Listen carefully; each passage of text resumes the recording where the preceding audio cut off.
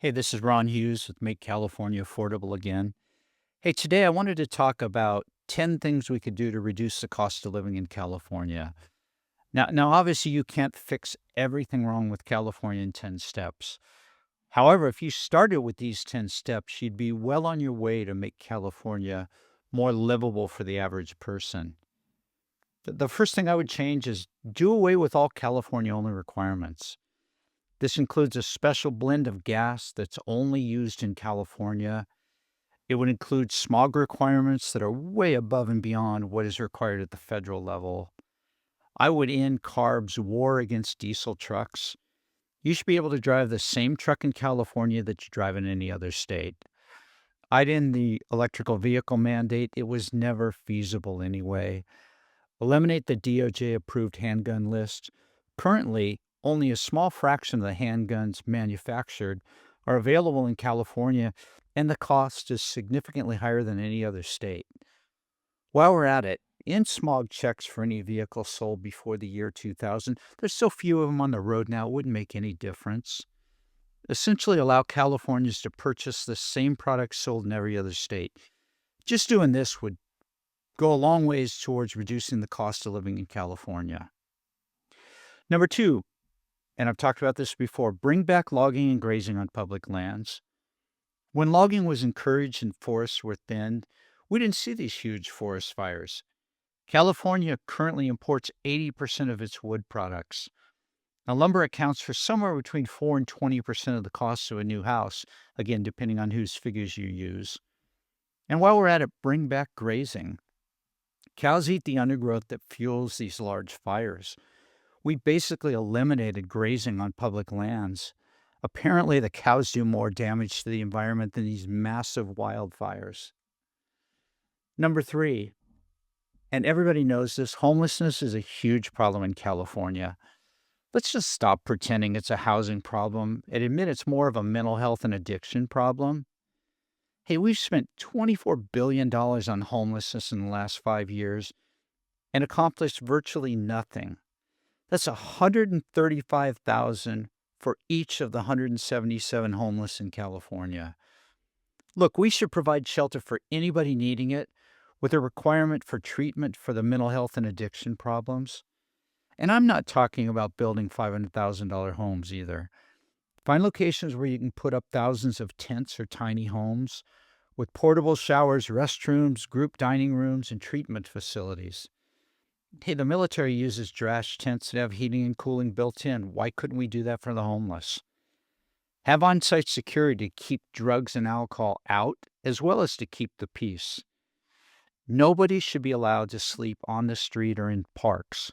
Anybody sleeping on the street should be immediately taken to a shelter and evaluated and receive treatment. Number four, utilities are in the business to provide the most reliable power they can to customers at the lowest rate possible. They're not here for social experiments, to promote green energy, or to provide billions in bonuses to their executives. Have the PUC direct all utilities to put together a plan to reduce their costs for electricity by 50% over the next 5 years, starting with a 10% reduction year one. Cancel all wind and solar projects unless they're tied to a specific rate reduction, and start building more cost-effective natural gas power plants. Again, the goal of a utility is to provide the most reliable power at the lowest possible cost. The PUCs become a rubber stamp for utility rate increases. I'm not sure whose interest they represent, but it's definitely not the ratepayers. Change the makeup of the PUCs so that the only voting members are ratepayers elected from each county in California.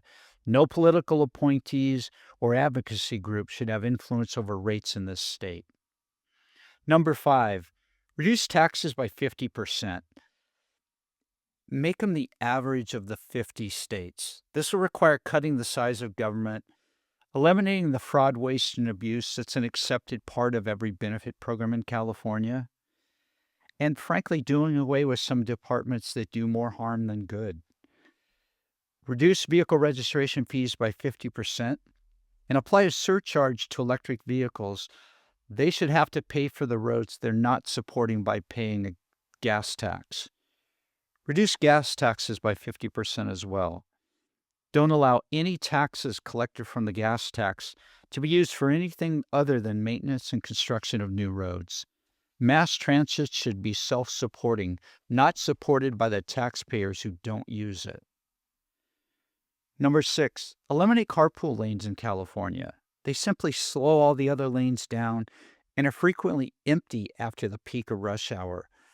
Look, with return to the office happening, more time's going to be spent commuting. Even if it only saved 10% on your commute time, it'd be well worth it. Number 7, allow a 100% tax credit for homeowners insurance costs on California taxes. Yes, I said a tax credit, not a deduction. Homeowners insurance costs in many cases have quadrupled in the last 5 years, and they continue to rise at an unsustainable rate. Under the California Fair Plan, which, yes, I know everybody refers to as the unfair plan, rates of $15,000 to $20,000 per year for fire insurance are not uncommon. And the cost of a tax credit would also incentivize our legislature to make real changes to reduce insurance costs in California. Let's be honest, between utility costs and the cost of fire insurance, California is driving people on fixed incomes out of their homes. Number 8, while we're at it, let's stop charging people $500 for a ticket. No ticket costs should exceed $100, and the additional fees tacked on should be limited to $25. Currently, a $200 ticket could exceed $500 with all the fees added on. It also disproportionately affects lower income people, since these costs are a larger part of their disposable income. Number 9, cancel the high-speed rail project once and for all and lay off and repurpose 90% of the staff. I can't believe we're even still talking about this.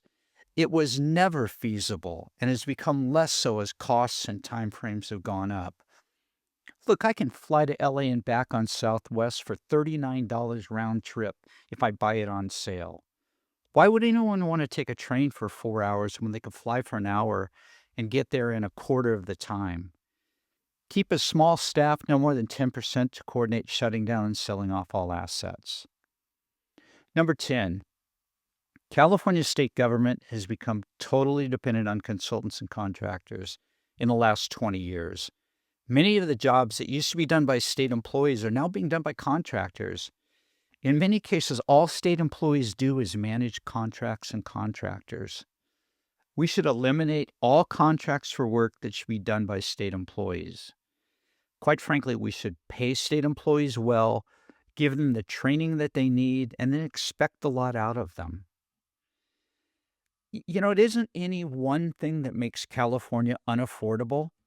It's a cumulative effect of so many bad decisions made over the last 40 years by both Republican and Democratic administrations. Many of the solutions I talk about would have multiple beneficial effects. For example, by logging the forests, you help to eliminate the huge wildfires that have cost California billions of dollars in the last 10 years. You also help lower the cost of housing by using lumber produced in California instead of importing it from Oregon, Washington, and Canada.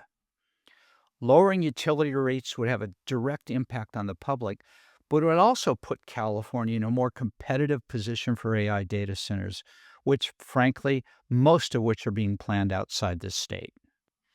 Look, I welcome your feedback. Would love to hear your thoughts on ways that we can lower the cost of living in California, and also your thoughts on my 10 suggestions. Thank you.